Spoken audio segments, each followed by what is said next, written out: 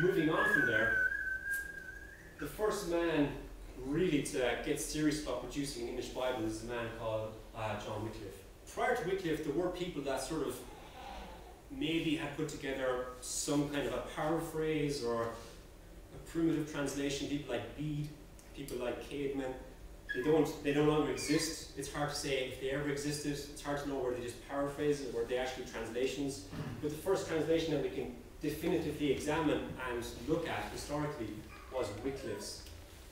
He was a man in the 14th century, and he produced an English translation of the New Testament that was directly translated from the Latin.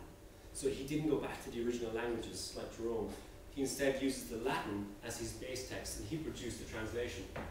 This was prior to the printing press, so Wycliffe had to write out his Bible by hand. His followers had to write out the Bible by hand. It was very slow. It was illegal. He was not allowed to do this. He had no sanction from the church to produce an English Bible. So he had to be very careful to obviously not get caught. He had friends in powerful places, so he managed to get away with it. And he produced the English Bible. This is the beginning of John 1.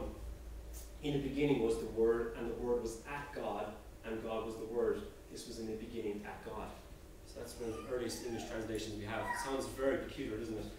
At God and all that. But that was Wycliffe, and that was his contribution.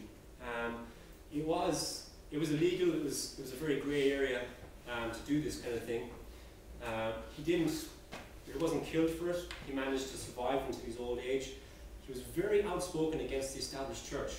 And for this reason, these early English translations received no backing from the established church because they were seen to be produced by people who had nothing good to say about the church. Wycliffe was very outspoken against the abuses and corruption that he saw in the church in England.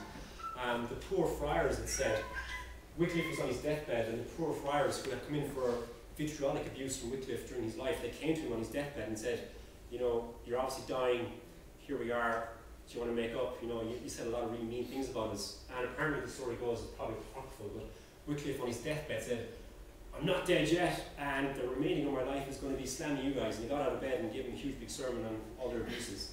So this kind of thing shows that the early English Bibles were seen as kind of rebellious, maybe, reactionary, something that the established church was very wary of because they were being produced by people that were very critical of the church.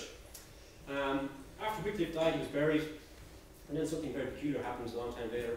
In 1428, the Pope ordered that his bones be dug up, burnt, and thrown in the river. So that was a very sort of extreme action, but it did show that he was viewed as a very hostile person to the church.